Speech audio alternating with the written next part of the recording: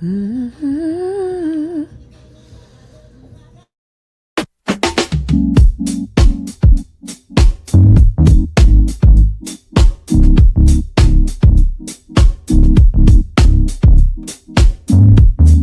You may shoot me with your words. You may cut me with your eyes. You may kill me with your hatefulness. But still, like life, I'll rise. I refuse to accept the view that mankind is so tragically bound to the starless. Welcome to the Black News Beat. This is a special episode because I had an episode on 318 that I could not play, and I wanted to make sure that you saw it because we had a really great candidates on, and we had a wonderful testimonial from a Black woman in our community, and I know a ton of things have happened today, but I wanted to make sure that you saw this episode because it is really, really good. This episode is featuring Rich Forsman, who is running for Senate District 34. And as a friend of mine said, we shouldn't be losing any seats in 2026, right? We shouldn't be losing any seats. He's running as a Democratic candidate for Senate in that district. So that's in Pennsylvania. And also we have Kathryn Johnson on this show as well. She is a survivor. She is a prolific community organizer and leader. And we just wanted to make sure we uplift these voices. It was hell getting this episode together because there were so many technical difficulties, but it is from March 18th. We want to make sure that we show it. And just, hang out with us for a sec because we want to make sure that we uplift these voices. Let me see if I can get this going because I definitely want y'all to see this.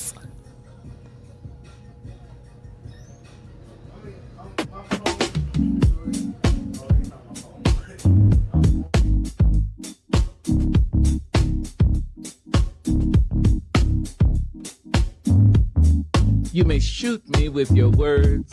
You may cut me with your eyes. You may kill me with your hatefulness. But still, like life, I'll rise. I refuse to accept the view that mankind is so tragically bound. Hello, everyone, and welcome back to the Black News Beat. It's Wednesday, March 18th, and we are deep into Women's History Month. How's it going for y'all? It's been going great for me. Lots of excellent programming. And apparently, it's also National Awkward Moments Day, which honestly feels very on brand for America right now because every single day in politics feels like one long, public, awkward, unnecessary moment. So I agree with this designation of National Awkward Day.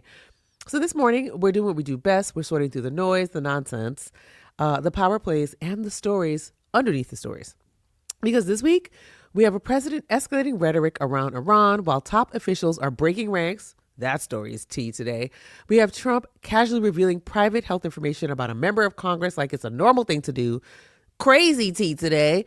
We have a local case out of Dauphin County reminding us that workplace harassment does not have to be spectacular or really big to feel real. And over in culture, Michael B. Jordan finally gets his Oscar while folks are still talking about who got left behind in the praise and with the trophies. So yes, it's awkward. Ooh, it's a mess. But y'all are here, I'm here, and we're going to walk through it together. So let's sweep these streets. Let's see what's going on in the country and all around the town as well.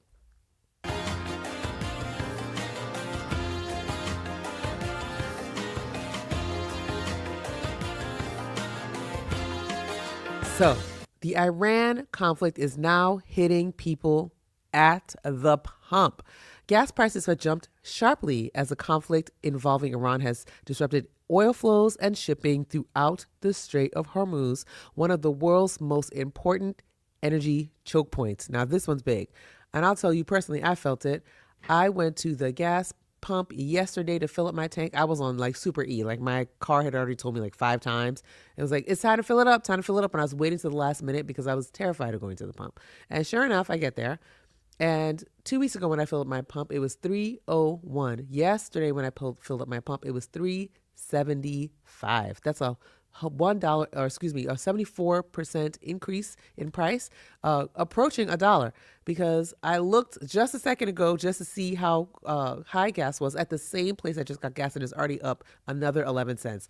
I don't know how high this is going to go, but what's being reported is that the national average, Reuters reports, has risen past $3.75 a gallon, so already feeling that at the pump by March 17th, while the Associated Press reported that the national average reached about $3.79 and described it as the highest level since 2023.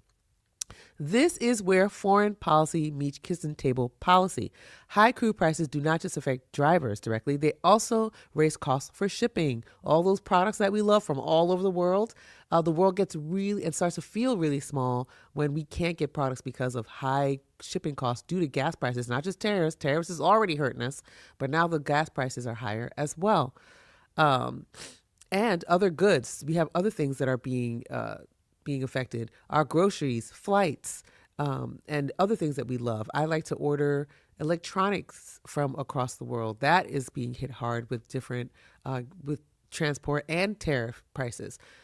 Reuters reported that crude jumped from $67 in late February to $96 by March 17th. That is $30 it jumped, $29, now over $30, because this morning, it had already jumped a few more dollars. And AP noted that the Brent crude climbed above $103 a barrel as this conflict drags on. So I'll tell you one thing, war is not good for our pockets. And people are also upset because the president just said, well, maybe we shouldn't be in Iran, which is interesting because that's what all the people thought about this conflict, this surprise conflict that we are all thrown in as a country. Why are we there? So this idea that maybe we shouldn't be there, yes, we echo that sentiment, Mr. President. We should not be here, there in Iran. War talk always gets sold as strategy and strength, but regular people end up paying for it in gas, food, and everything else that moves by truck, train, plane. And once those prices go up, it is hard for them to come back down, as politicians promise. Reuters also reported analysis expect pain at the pump could last well beyond the immediate crisis. So even once the crisis is done, let's say it was projected to last only a couple of weeks. Now we're stretching into week 3. So gas prices can stay higher for the duration of the conflict and beyond. So at what point do Americans stop hearing this as foreign policy and start hearing this as I can't afford this? That day is today. And I do think that it happened weeks ago with terrorists, months ago with terrorists, and this is just being piled on top. And for our next story, Trump's national security official just broke with him on Iran. Now, this is crazy. This story, I think I was flabbergasted because this young man, Joe Kent, he is a MAGA Republican. He is a Trump Republican and has been. And he just resigned from his position as at the National Counterterrorism Center. And he said that Iran posed no imminent threat to the United States. This is significant because this breaks directly with what the president said, with what Pete Hegseth said, with what all of these top officials are saying about why we are at war with Iran. Why are we there? No one really knows. This is a major break for the administration's justification for the conflict. And it's notable because Kent is not some random outside dude, okay? He's not just a dude saying the things. He was in a leadership position with the National Counterterrorism Center. He was inside and he was a professed MAGA Republican. This is very important. When somebody inside the national security apparatus says the core rationale is shaky, that's not just gossip. That goes to credibility, decision-making, and whether the country is being told the full truth about why we are involved in this conflict. This is the part that should make people stop scrolling.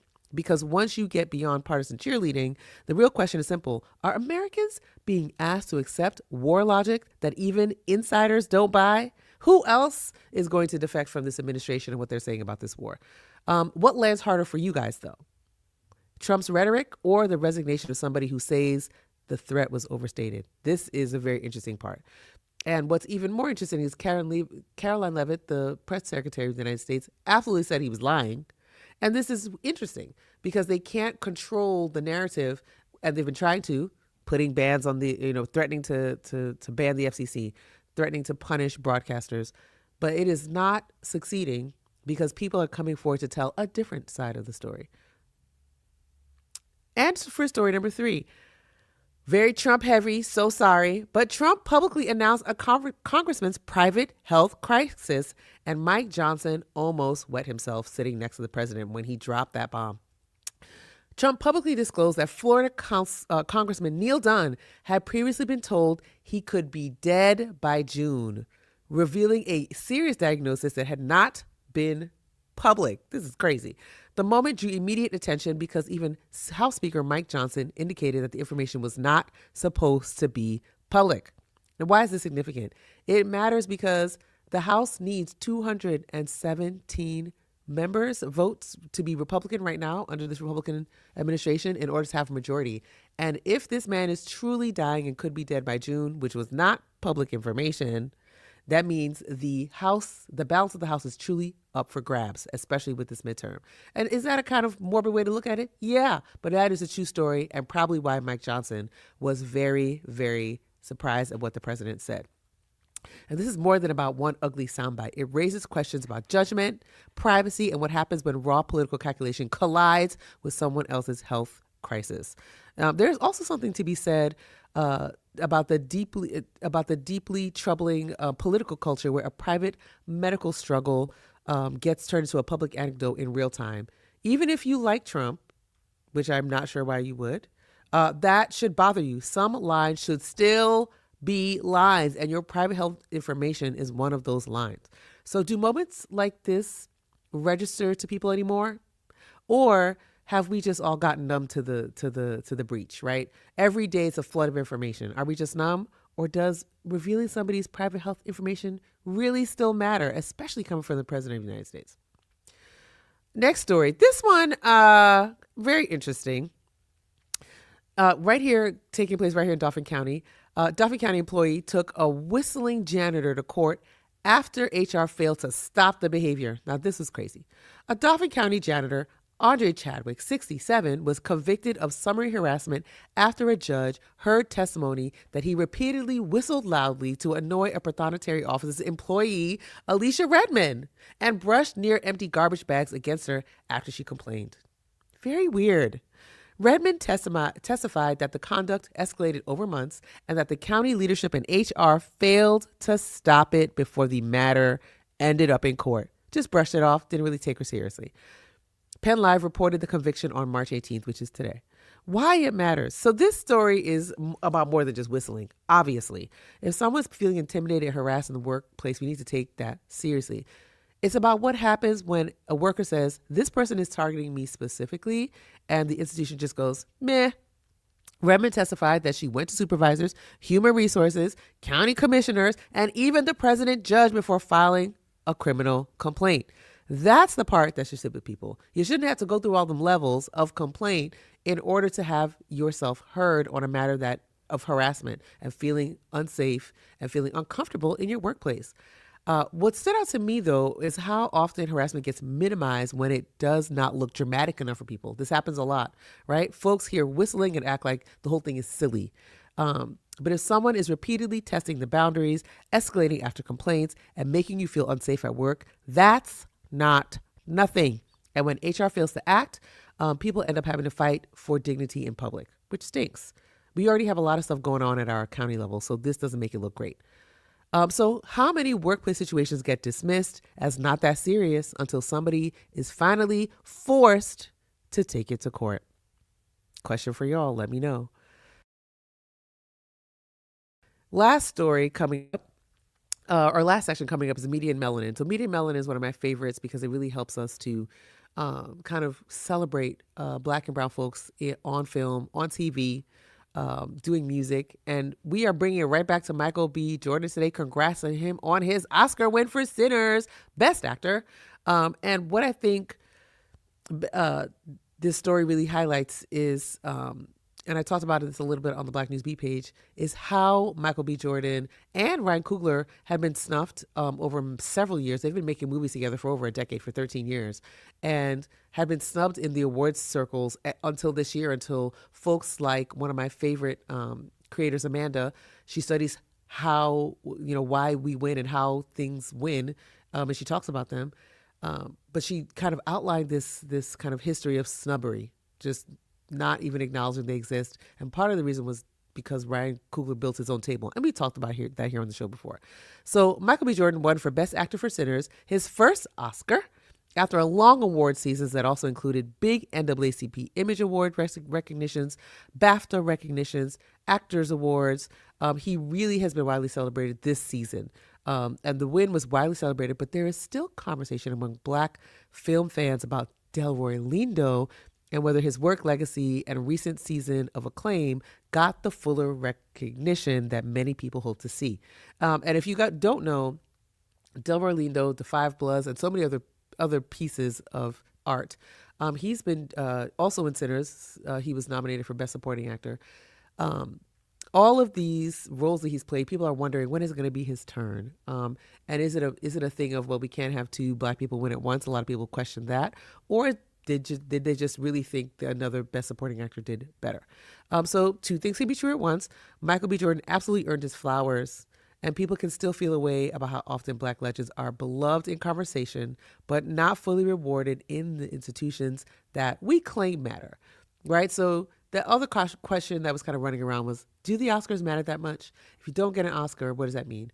Well, in certain circles it does, and in certain circles it doesn't. Getting an Oscar means you could command your price. Getting an Oscar gives you the fullest recognition for the field that you're in. It's like getting, the top award. If I was an educator, getting a top education award. So these kinds of things matter, but how much should they matter when, folks are constantly not given a chance? I don't know. I don't know the answer to that question. A lot of folks on the Facebook page, when this was brought up, was like, make your own table. Don't try to kowtow to these institutions that don't appreciate you anyway. And I think there's a little bit of both in that. So can we celebrate the breakthrough and still be honest about who the industry keeps making wait? I think we can. And on a sadder note, we also lost trailblazing actress Judy Pace on the 11th of March. Judy Pace, the groundbreaking actress known for her work including Peyton's Place, The Young Lawyers,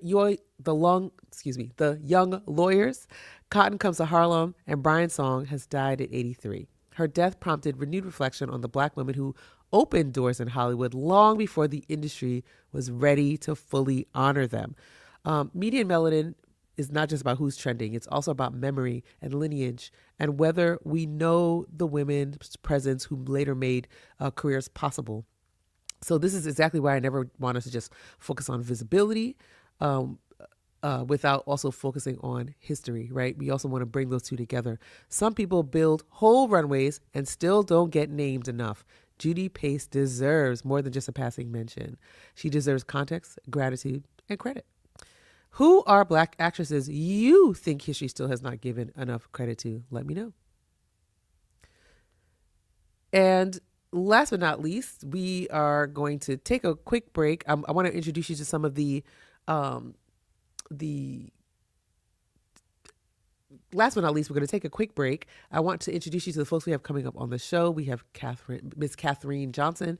She is a substance abuse counselor here in the region with NASR. And we also have Mr. Rich Forsman. He'll be on the show talking about his run for Pennsylvania Senate. So we'll see you in a few seconds where we talk about our current events.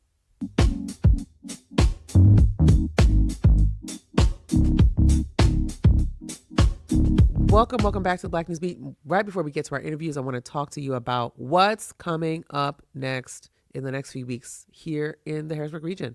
So tomorrow, March 19th, Thursday, there is a community forum uplifting women, workers, and families in Carlisle. Moms Rising says members of Congress and local moms and caregivers will be there for that conversation. And let me tell you, we will be streaming this on the Black News Beat page, because we have real big special guests coming. So please, please, please be ready for that. I can't even tell you because I was sworn to secrecy, but I do want you to watch out for that.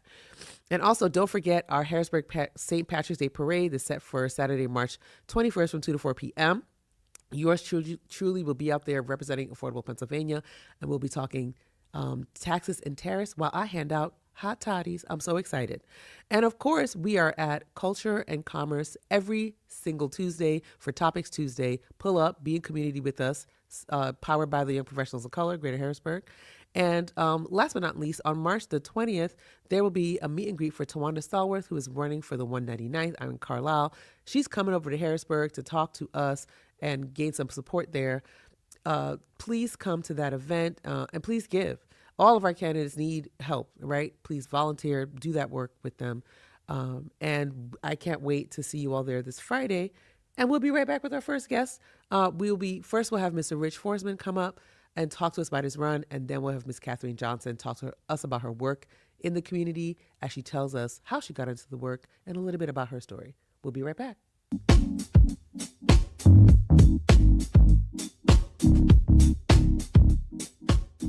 All right. So welcome back to the Black News Beat. We are here with Mr. Rich Forsman, who is running in the 34th Senate District, and he's also a current member of the Camp Hill Borough Council. Please welcome Mr. Rich Forsman. Thanks for having me, Dr. Campbell. No problem. It's a pleasure to be here. Absolutely. I think I've sat in the audience enough times to really gain respect for your show, and Thank you. It's nice to be here in front of the camera with you. Oh, absolutely. So I think that this is going to be an interesting conversation because you're currently an elected official. Tell us how you got into that position first. So, I think you already know most of the story, but for the folks who don't know me, I started volunteering in 2024, got involved with a couple of the local and state and federal elections, and from there, people started urging me to run for office. They liked what I had to say and the message that I carry, and while I was hesitant at first, you were one of the people who really pushed me to do this, and I realized that, just being able to get out in the community, spread your message, and try to, help voters understand, policies and how they affect them and what you can do as both a voter and an elected official to try and change the direction that things are going. Yeah, absolutely. And so now, what are some common themes, now that you're running for the Senate District, what are some common themes that you're hearing from voters from when you were running last year to now running this year? What are some common themes that you're hearing? Well, and I think one of the major, issues that we're facing right now across the state is affordability. My message over the last couple of years has been kind of along those lines. I feel like the working class, working Pennsylvanians have been getting left behind. And, when you talk about wages, they've been stagnant for so long. Prices keep going up, but people comparatively don't have as much money left over at the end of the month in order to pay their bills. Yeah. So how then you stimulate the local economy by spending money in the community if you don't have money left over at the end of the month? Absolutely right. So one of my major platforms is raising the minimum wage. Yes. I think first and foremost that's what we need right now. If you currently work anywhere near the minimum wage, you qualify for public assistance. That's not what the minimum wage is meant to do. That's right. The minimum wage is supposed to be a minimum livable wage. Exactly. And that's something that I think we've been talking about in Pennsylvania for several years. The livable wage that does not match the minimum wage is just under $20 for our area. We didn't even say the more expensive areas of the state yet. We're not talking Philly. We're not talking anywhere else. We're just talking South Central Pennsylvania. Yes. And I think that's one of the things that bears repeating. For me, it's not just about the individuals making more money, but it's also about stimulating local economies. Yeah. When you talk about online commerce, you buy something on Amazon and that money leaves the state. It never comes back. The people who live in the community don't benefit from those purchases. Yeah. But if you shop locally, every small business owner benefits, and then in turn they get to spend more money in the community themselves. It's kind of has a twofold effect here, where not only are people being lifted up out of relative poverty, but also being able to participate in their communities and drive the local economies. And yeah. I think, when I spend time in the more rural areas of the district versus in the city, those problems are common. They're sometimes more magnified even in smaller communities, because when everybody's, barely getting by, then all the local economy suffers. Absolutely right. So I know we're talking about, I would like to switch to talk about for a second. You are also being critiqued because you are running for this seat. Sure. So, and a lot of the critique surrounds, well, he just ran for borough council and he got elected. Why is he not finishing out the job in borough council and then running for something else? So talk to us about why this seat and why right now. Well, it's a fair question. I won't deny, I felt like initially that my lack of experience was going to be a hindrance. Yeah. And I don't necessarily disagree, but I haven't seen any other challengers with experience step up to actually compete for this seat. And I feel like if we're going to challenge Greg Rothman for this position, position, then we should have someone with some experience, not only working in government, but also with the community. Absolutely. And I've spent the last 2.5 years building a reputation in the community for showing up, doing the work, and trying to make life better for average, everyday Pennsylvanians. Absolutely right. So, on the cost on state leadership, where is our state legislature and the Senate right now with one of your big platform points, which is raising the minimum wage? Where does this lie in our Pennsylvania Congress right now? Well, I think there's a will for it, at least in the House. I think one of the biggest problems that we're dealing with right now is even though there is a slight Democratic majority in the House, we have a heavy Republican majority in the Senate. So any bill that gets passed ends up getting killed, essentially. I think it's 23 to 27. Something like that, or Yep. 22, 28. I can't remember what the last Google search told me. But at the end of the day, yeah, it's enough votes that, we have to make some serious compromises to pass anything at the state level. And a lot of times that means things like raising the minimum wage to a livable wage just doesn't get any traction once it leaves the House. Right. And as a, aspiring senator, Pennsylvania state senator, what do you think you can do to help that along? If stuff leaves the House and gets to the Senate and doesn't move anywhere, how do you think that you can affect that? Well, I think one of the things that I've proven also over the last couple of years is I have an ability to communicate and collaborate. I think one of the cornerstones of any good compromise is that everybody felt that they lost something. And I'm willing to work with folks across the aisle in order to get something done. Yeah. Because at the end of the day, this is about the people. I mean, the job that I'm running for, I'm representing the people. And if the people are struggling, then we need to do something to give them some kind of what do you call it? Respite, A leg up, Yeah. relief. It's just, it's tough to see going from door to door talking to folks who are feeling left behind by the representatives, feeling like they're not being represented by the representatives. I even had a resident comment to me, one from, the other side of the aisle, said, I've never seen my senator. I couldn't pick him out of a lineup. Yeah. The fact that you're here at my door, I'll vote for you. Absolutely right. And it's all about reaching voters where they are. A lot of folks think that they can win just off popularity, but I have found as a political operative in this area for more than 15 years that if you are not knocking doors, you are not reaching voters. Well, and I think for too long, partisan politics has played too big of a role in our state level elections. And I feel like we're missing an opportunity here, and a lot of people are feeling left behind. And I want to talk to those people. I want to represent those people. Yep. So for folks who don't know, what are the boundaries or boundaries of Senate District 34? What does it cover? So it's an interesting mix. It covers most of Cumberland County except for the southeast portion of it, all of Perry County, and then the northern part of Dauphin, like Berrysburg, Millersburg. It's a very large and very rural section of the state, but I feel like, when it comes to my message and what I'm trying to do for Pennsylvanians, it helps rural and urban Pennsylvanians alike. And where have you been knocking doors so far? Have you been doing rural and urban, or what have you been doing? So for the latter part of the petition gatherings phase, I had actually spent almost 2 weeks in Perry County helping another candidate get on the ballot. I don't know if you want me to plug her here. You can. Go right ahead. Wendy Morgan. She's running for the 86th against Perry Stambaugh. And I helped her get on the ballot because I felt like, if we're going to be, looking for representation across the district, I'd like to have as many allies in the seats as I can get. 100%. But the best part about it is I was spending time up there in areas of Perry County where I never really spend time. I've spent a lot of time hiking in the area, and I've been through, a number of towns, but actually getting out there, knocking on doors, talking to residents, it was amazing to see the reception that we got. I mean, even in some cases, people were coming out to meet us just because they were surprised to see two people canvassing in that part of the district. Especially because we have a lot of folks don't know how the districts are set up. And so the reorganization of the districts in 2020, was that? 2022? Yes. That made these districts, one, less competitive on one side, but more competitive on the other side. So less competitive in that, if you don't know the district well, you're not going to, reorganization or not, this is not, a cakewalk. But if you do know the districts well, you'll understand how our districts lean to one side in the entire region. Everything leaned Republican. Everything. There was not anything that was that leaned Democratic or anything else. So seeing now how the districts are looking, what is your sense on whether this Perry County candidate can actually win these seats?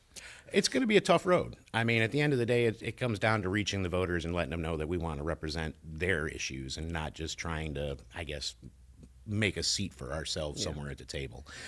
For me, it was never about myself. When I started running, I'd been urged to many times before I'd finally, agreed to run.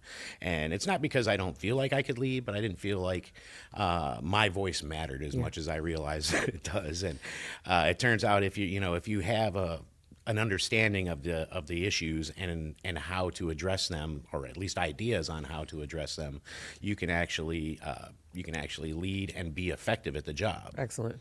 Yeah. And so in addition to affordability, I think on our local economy, people have a lot of concerns. So what does this has been a big conversation in our region for at least the last 3 or 4 years. Fever pitch. It's coming to a fever pitch.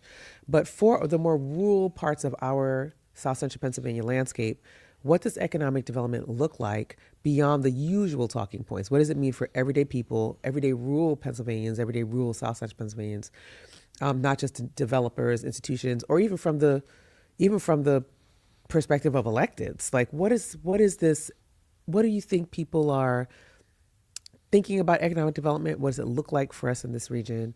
And how do you plan to address that? Well, and I mean, a lot of it still falls back on the affordability thing. Yeah. I mean, economies are struggling at these smaller areas because there's just not enough money to go around. So our small businesses can't really operate.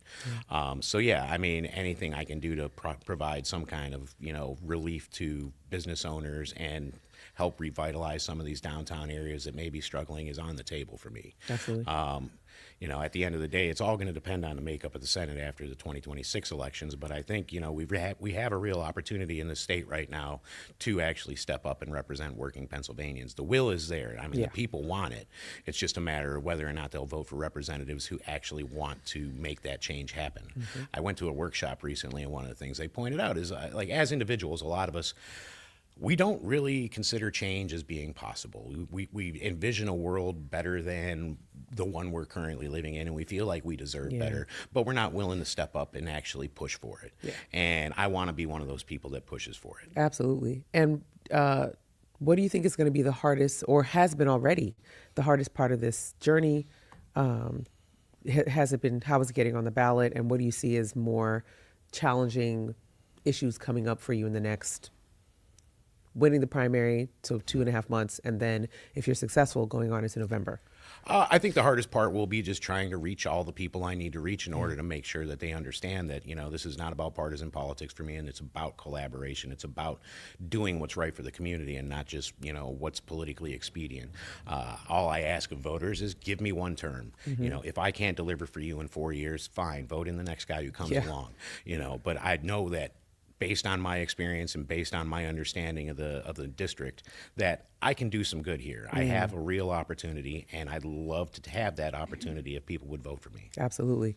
And I know campaigns run on volunteers. So if folks want to get in touch with you and they want to help out, how can they do that? So I have right now just a Facebook set up for Rich Forsman for Senate. If folks want to reach out to me there, they're more than welcome to. Friends of Rich Forsman at gmail.com is the email address that you could send an email to if you want to get involved. And at the end of the day, I've already had a handful of people offer up their support. I'm in the process of fundraising and seeking endorsements right now. But once I have a little bit of money put together, I'll have literature and everything ready to go so we can start canvassing these districts and getting the word out. That's excellent. And what is something that you want to tell folks who are despondent about voting?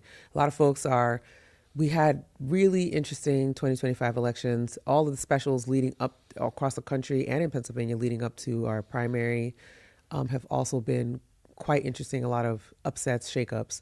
But folks are still despondent. Folks are looking at our national landscape. They're seeing we're at war. They're seeing, us spending more money on war than we are on healthcare, than we are on SNAP, than we are on all these different pieces. What words of encouragement do you have for people who don't feel like voting matters anymore? Well, I tell you, there's been a concerted campaign to foster voter apathy, I think. And one of the things that I realized when I started getting involved a couple of years ago is that, if you don't show up, then, you're going to get the kind of representatives you deserve. Yeah. And if you're not helping make that decision, then you kind of, it's, you don't have anyone to blame but yourself. Turnout is key. If you are unclear about who your candidates are and what they stand for, take a minute. You've got Google. It's not that hard anymore. And at the end of the day, like local elections, I think last year kind of proved it. When people are fired up, they do show up. Absolutely. But I mean, you should consistently show up. And I think this. I mean, for the last 23 years I've been here in Pennsylvania, I've showed up every year. I went to the polls and cast my vote. I did my research, and I considered that me fulfilling my civic duty. Absolutely. I never considered doing anything as a volunteer. I was too busy raising a family. But once my family, my kids grew up, I realized like I had more free time on my hands, and maybe I should start taking a more active role. And I urge anyone to do that, because at the end of the day, change happens locally, and you're not going to see the change you want to see unless you're part of it. And that's one of the things that I took for granted for so long living here over the last 2 decades. I wish I'd have gotten involved sooner, and I hope other people do. Absolutely. Well, thank you, Rich. This was actually very illuminating. I mean, I knew most of the stuff about you, but hearing how well, and I think I've told you this a million times, but you stay on message and you say good stuff, and I really appreciate that. But actually hearing it as you are running for Senate is very encouraging. So I'm wishing you the best. I can't personally vote for you because I don't live in your district, but I am wishing you the best, and I hope you get to talk to as many voters as possible. Absolutely. And to anyone out there watching, I mean, I think I've built a record for myself over the last couple of years of showing up and doing the work, and I want to do that for you in the Senate, and that's all I ask is you give me the chance. That is awesome. Thank you again. And I hope you guys enjoyed that interview. It was very enlightening for me. And we'll be right back with our next guest. See you in a sec.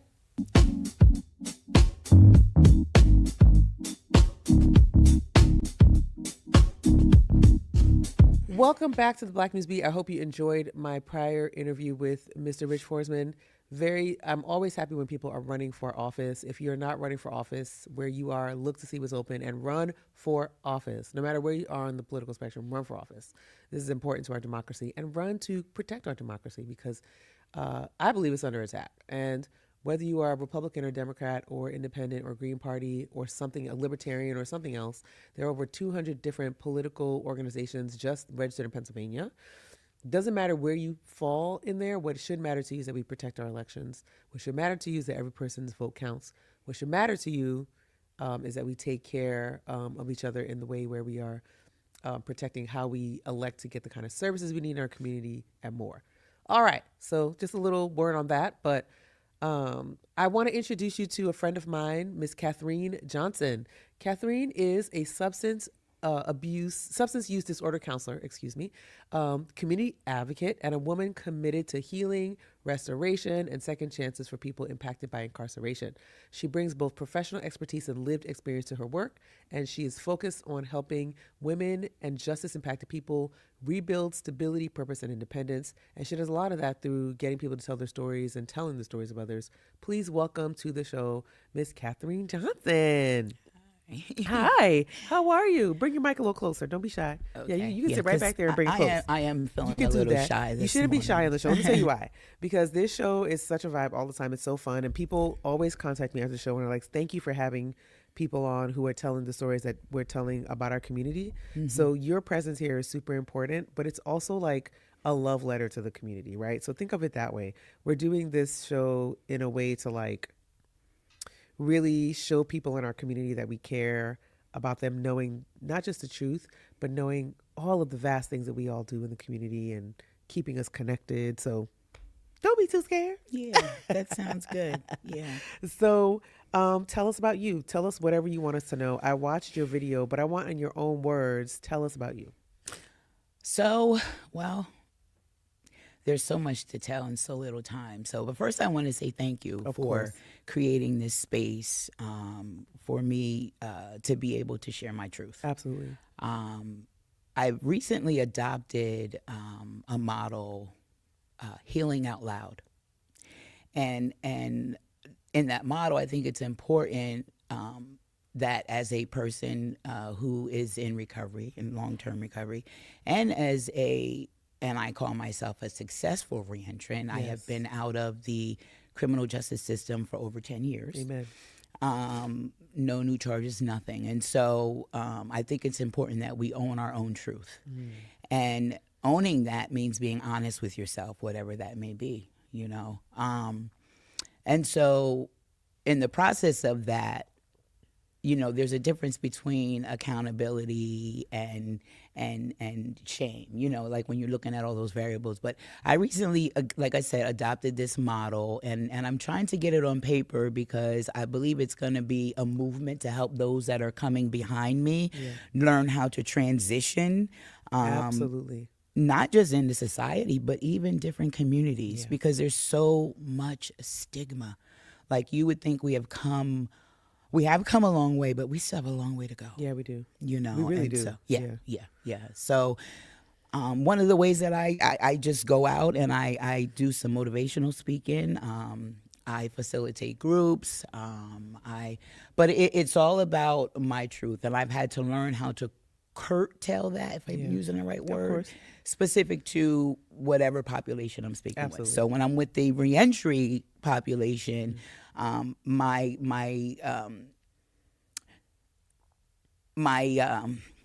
give me the word. I lose words all the time. That's okay. part So of do I. My part of my Like your approach, your part of my approach is focusing on the transitioning of the mental piece. Because when you first come out, there's so many barriers that you don't even know you're going to face when you first come out. You know, so there's a whole process of transitioning mentally. And so just because you come out physically, you're still in for at least another year and a half mentally. What are some of the barriers that people don't know that you now counsel them on? Their own self-perception of, so most people coming out will think that they are their mistakes. That's dangerous. Because if you're your mistake, how are you going to fix it? You'll never be able to, you know, you'll never fix it, you know? And so if you're just one big mistake. Exactly. Yeah. And so trying to help them change their perspective to recreate, you know, I usually say to them, tell me what you want to do in 5 sentences, which is really interesting because 5 sentences isn't very long to tell somebody what you want to do. But I'm challenging them to be creative outside of who they are now. And it forces them to think on their feet too. Like, it forces you to be like, whoa, if I only have a certain amount of time to tell somebody what I want to do next. Elevator speech. Elevator speeches. Yes. Elevator speeches. We use them everywhere. Yeah. So you often talk about you have experience, but you really tout your lived experience as one of your greatest assets in the work that you do. So what about your lived experience, you know, maybe give me top 2 or 3, really helps you to situate the work for the people that you are encountering in your role? Again, back to that healing out loud, being able to express my truth. So I believe that when we heal out loud, in another sense, express our truth, no matter what it is. I try not to be as raw, but when we do that, we connect with others, which gives them an opportunity to feel comfortable expressing their own truth. Right. If that makes sense. Of course. And I hope I answered the question. Yeah. And so from your experience, right? So you mentioned being incarcerated, whatever you feel comfortable talking about. I don't want to force anything, but no worries. A lot of folks will tell you they had a point that they draw on from their experience, right? Your experience being a reentrant, a successful one. What makes you successful, and what are those points of success, those points of transference in success that you are trying to impart to others? So what makes you successful? First of all, what do you see as a successful reentrant? And we know that's you because you're like thriving and doing extremely well. But what does that look like? And was there a time when you also didn't think you'd be successful? Absolutely. So it looks like a successful reentrant looks like someone who's been consistent with work at least a year or more, paying taxes. They have their own place. They are on the lease, giving back to the community, because I think that's a really big part that also keeps me accountable.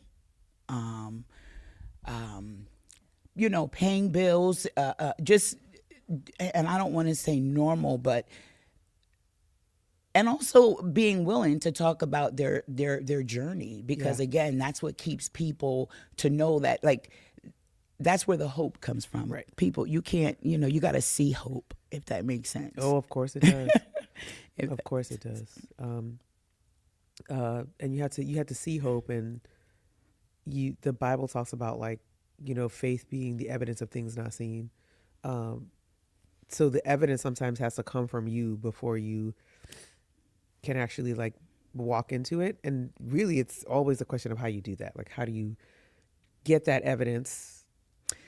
So actually, I got that evidence from, actually, I didn't have it because, again, you said faith is the substance of things hoped for, the evidence of not. And I didn't see me. So I was able to look at these women that were around me, that I wanted to emulate and that I wanted to be like. That's amazing. And then as I did that, what I found was, through going to school and getting educated and working through those identities that we take on when we're incarcerated or when we're in active use, working through all that. And I want to say that it was when I did all of that, that my process of, it was still,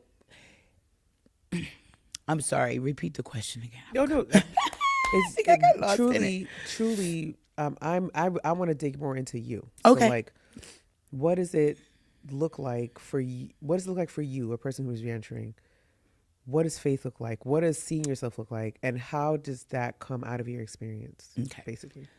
So for me, I use acronyms for everything. Faith, finding answers in the hurt. Where else would I find the answers? So what was the hurt that you're finding the answer in? The hurt was the abandonment, the Yes. bad decisions, Yes. the shame versus the guilt. Yes. The doubt versus the assurance, the yes, right? yes, the fear versus the faith. Like, all of that was, and also too, there was some pain in finding that I was self-sabotaging as well. Which I think is something that has to be addressed as you're transitioning, because you're not aware of it. Like, especially when you come from a place of it's survival, and now you're coming into this new way of living, a new way of understanding, and you have people in front of you that are actually, so you're looking at these different people and the things they're doing in their life, and you say, man, I wonder if I could. But then you still can't see yourself. Yeah. You still can't see yourself. So I think it came with me going to school, getting educated, reaching my goals. That started to give me some self-worth and self-esteem, which added to my, I don't want to say boldness, but my confidence. Just boldness, and knowing confidence, that that's okay. and knowing that this is possible. Absolutely and right. Other women specifically need to know that there's nothing, one, new under the sun. Two, that it's possible. Yeah. Life is possible beyond the walls. Yeah. Of addiction and incarceration. Absolutely right. Yeah. And then, so let's talk about system failure. A lot of folks will say, well, it's my fault, something happened to me, and it's all on me to fix as well. People believe in second chances. So we believe in second chances. But from your perspective, where are the biggest gaps right now? What are hindering people from actually living out their second chance, right? What are the gaps in housing, treatment, employment, all the things you mentioned, right? Like, what makes a reentrant look successful? Transportation, family reunification, or something else. Where are those gaps, and what are the biggest hindrances that we have in our system from helping people reach their goals? Wow. So I would say it all comes back to the stigma. Yeah. And I would say when women get incarcerated, they offer programming. Yeah. So, all right. So I had 7 crack babies. I was in and out of the county from 1991 till about 2003 in Lehigh County. 2003, they were sick of me and said, "You keep polluting our society with your crack babies." That's what the judge said. And she said, "We're going to send you to Muncie State Prison." Now, the mindset of someone who's ran around, you got to think about the way a person who is in active criminal thinking, you're not thinking about the drug, you're not thinking about anything. When she says, "I'm going to send you to Muncie State Prison," you think, and she says, "Oh, it's a program there that I want you to do." So you go to Muncie State Prison to do the program, but when you're in there, it's a TC, right? And the program What's a TC? is a therapeutic community. And basically a therapeutic community is a group of individuals that are together all working towards the same goal, which is recovery. Right. Right? And so So she sent you to Muncie State Prison as an answer and a to remedy to your addiction. to my addiction, exactly. Right. For polluting her society Polluting her society with crack babies. Yes, that's what she said. So, yeah, right? So, mind you, so now I'm going in with all this shame now, right? I've already got the shame anyway because it's rooted from childhood, right? Other things. Right, yeah. other things, Prior right? things. Now you're getting shame Right. on top of shame. Right, exactly. So, when I get to Muncie, not sure what to, because it's a state prison. So if you've been running in and out of the county for years, you're thinking, "Ooh, I'm going to be, the big person. I'm going to the big house." Like that whole train of thought is like really distorted. So when you get in, yeah, you do treatment, but there is really no, what's the word I want? Rebuilding identity and honestly, I truly believe that if we can get them sooner, their outcome when they get out will be a lot better to make contact. And that's actually what happened for me. What happened for me is I ended up going to Williamsport after I was at Muncie State Prison, had my son. The Mennonites took him on and raised him for 4 years because when I got out, I still had to transition. So I had him while at Muncie. The Mennonites took him home as a baby. While I was there, I still had to finish my time, right? So by the time I was ready to come out, motherhood, that wasn't even something that was, I had 6 other babies. And this 7th one, I wasn't sure what to do. You know what I mean? But when I finally did get out in the transition, it was just like and they expect you. They expect you. And I'm saying they, as in, those who are in a position in the penal system, like probation officers, parole officers, judge, they expect you The whole to be system, able. the system yes, expects you. They expect you to pull it all together just like that. Which is, to me, in my mind, sounds completely impossible for somebody who is dealing with the trauma of being incarcerated, dealing with the trauma of why they were incarcerated, dealing with their own other stuff that came before that. Yes. That doesn't sound like you're going to have the executive function to pull anything together. No, you won't. No, you won't. Like, how is that possible? It's right. not. It's not. Yeah. So one of those gaps you mentioned, you kind of highlighted, was getting people sooner, and then second gap is being able to navigate and actually order your own process once you do get, once you're successfully released and trying to navigate your way back into society, being expected to just kind of function as a normal member when you haven't been doing that. No, and it's funny because when I look at the veterans and I look at individuals who are incarcerated, they have the same barriers. However, the veterans are more accepted versus a person who's been incarcerated. Exactly. It's the same barriers. Who am I? How do I fit in? I've been away for this long. I've been acclimated to this structure here, This and other now environment. it's the same. It's the same. So, and the reason why people are treated that way is because we see crime as a individualistic thing, and we see veterans as somebody who is serving the society, when in truth and in fact, crime is a symptom of a broken society. yeah, oh, right. Yes. So yes, how we treat people who are incarcerated once they return right? I go back and forth about what separating from society when harm is committed looks like, because the prison system is not it at all.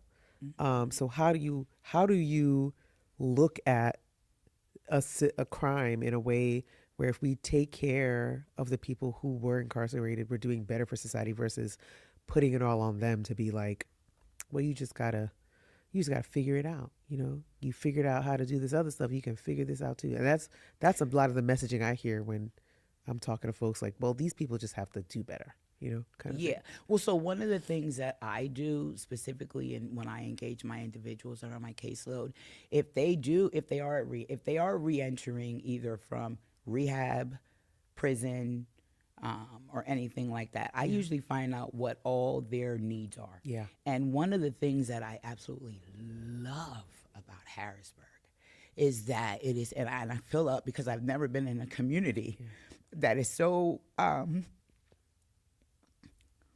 only felt that type of love from individuals singly, never on a community level. And when I look at Harrisburg and what this community here does, they make it easy for me to be able to get my individuals the access to the care that they need.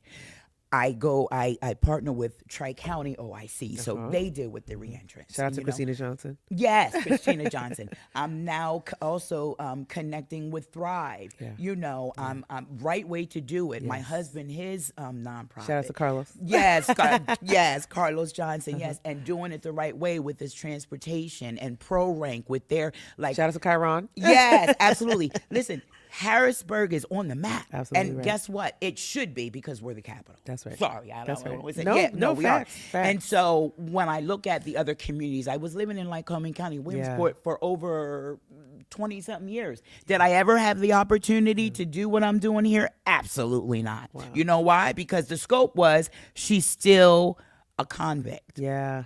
That was, and Absolutely. yeah, you talk about a second chance, But but you don't really do the second chance stuff. You're not doing it. at all. Or they want you to do all volunteer. And I don't mind volunteering because I understand that I have to start somewhere. And if it's at the bottom, then I'll do that.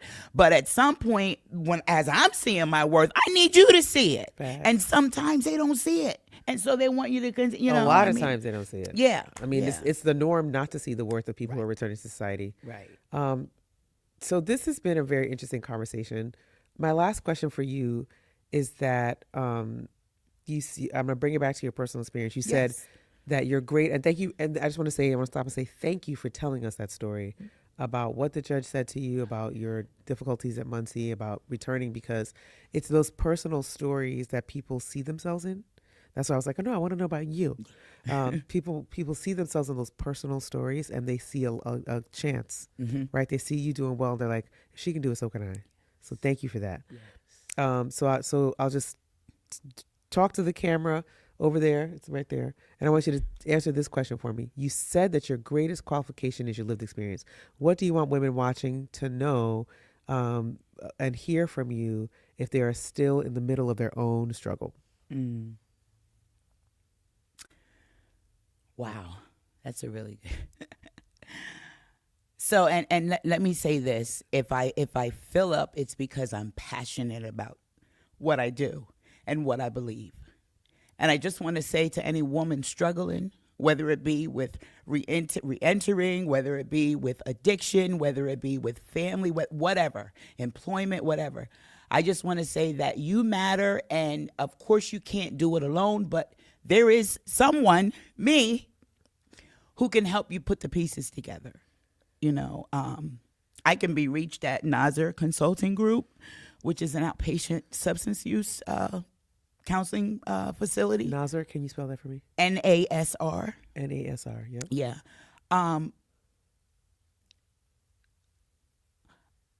My prayer is that I'm a hope, a vision of hope. Yes. You are a vision of hope. Absolutely right. And, the previous speaker talked about change, and change is good, but I believe in transformation. Yeah. And if transformation isn't happening, what is it really? 100%. Because, And then I lied. I have one last question. So, we also talked, you triggered it when you said last speaker. We talked about affordability earlier. And one of the things I know, I used to work at Downtown Daily Bread, where a lot of reentrants first kind of, it's like the first stop. Once they get a way out, they're released and they're given a bus ticket. That's still a thing that happens. And this is an old story. Like, people don't believe it, but you come and you can verify this or not. You be like, no, come here, you know what you're talking about. But you get a release from prison, county or state. You get a bus ticket to go somewhere, and you are there, whether you have a plan to be there or not. You are there, and that's a lot of the stories I heard at Downtown Daily Bread, and one of the things that we encountered there with participants was they could not afford to get into a home. They could not afford to get a vehicle. They couldn't afford to get their medication. So talk to me about those kind of barriers too. Affordability has become a really big buzzword for the middle class. But what about people who are facing abject poverty, particularly those who are returning to society, who they can't even afford to get their the basic of a roof, food, and some kind of employment. Talk to me about how affordability is really affecting those who have the very least in our society. So definitely, especially those coming home. So what they do in the state prison is when you're getting ready to leave, 60 days prior to your release, they freeze all your funds. They freeze everything you have, right? All your accounts, because they have to get your ticket. They have to get your cab from the state prison to wherever, and so they freeze all your money. Then they give you a check and the bus ticket, and wherever that could, they ask you to send them the address to where you're going. So that's how they know what bus ticket to purchase. But the bus ticket is purchased from your money that they have frozen over time. And when you get out, so here's my thing. Truly the barrier, truly it is. Oh, sorry. Truly it is. If someone gets incarcerated when they're 16. Yeah. They come out when they're 35. Where do you think they are mentally when they come out? 16. There you go. And Arrested Development. yeah. And that's period what happens. They just say, find your way. And so if they left stealing, robbing, panhandling, what do you think they're going to do when they come back out? They're going to go back to the same thing because they have no skills. I believe if we can encounter them sooner. You said it before. I truly believe that, because and really assess them. You know what I mean? Like, don't wait till they get out and find out, oh, they don't have a place to go, or don't wait till this. Even probation and parole, I feel as though they could be doing more. Absolutely. As far as finding out the needs of what the probation And need. you're talking about the system of right, probation. the system, Yep. exactly, the system, because it's everybody's responsibility. But for some reason, they make it that person feel like it's only their responsibility, which is triggering, and it is pressure. You know what I mean? And it's financially unaffordable. Oh, It's listen, doesn't even get on the radar. Yeah. come home. You know what you do? You come home. You get emergency food stamps. That's if you're still good, you'll be able to get your emergency food expedited. Expedited food stamps. And then there's that mentality again. You're using that, and you might go sell some food stamps because you might have to buy this or buy Buy things that aren't food. Exactly. You know, and all of that. Our system is just broken And designed to like keep people Keep out you. of a successful pattern. Yeah. Well, we could talk all day, which I think know. we shall schedule some time for us to just have an extended conversation, because I feel like we just got warmed up. Yes. But I just want to thank you for being here. Yes. And I want to thank you for being transparent and really telling your story to the community. You've already done that. I'm going to put the link to her video with this broadcast so that you can see more about her story. Very in depth, very painful. So also trigger warning there. But we just want to give you a little taste today of the amazing work she's doing, of how she's thriving in the community. So I just wanted to say thank you. Thank you for being here. Want to give you your flowers. You are not only have you turned your own life around, but you are actively helping other people turn their lives around and set them on a course of success in our community and of healing, right? This healing out loud is such an important point. So thank you so much for being here. Appreciate you. Thank you. Thank you. Absolutely. And we'll be right back with Last Lap. Thank you guys for sticking with us. We'll see you soon.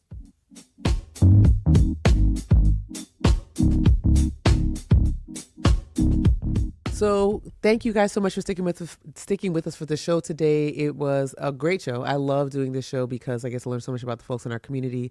Thank you so much to Rich Forsman and Kathryn Johnson for being here. And before I let you guys go, I just wanted to say thank you. Thank you to everybody who watches, comments, shares, pulls up in person, catches a replay, tells a friend, argues with me, respectfully, of course, and keeps showing up to love on this platform. You guys make this worth doing. So this is not just a show to me. It's community, it's conversation, it's accountability. And it's a place where we get to be smart, we get to be Black, honest, curious, and a little petty when the moment calls for it, which is my favorite part. So thank you for being awesome. And as I say every show, clap for yourselves, love on yourselves, big up yourselves, because you guys are a part of this community. You're part of my community, and I appreciate you so much. You guys are what keeps me going. And we will see you on the 26th for the live show at Capital City Music Hall at 7 p.m. Good night.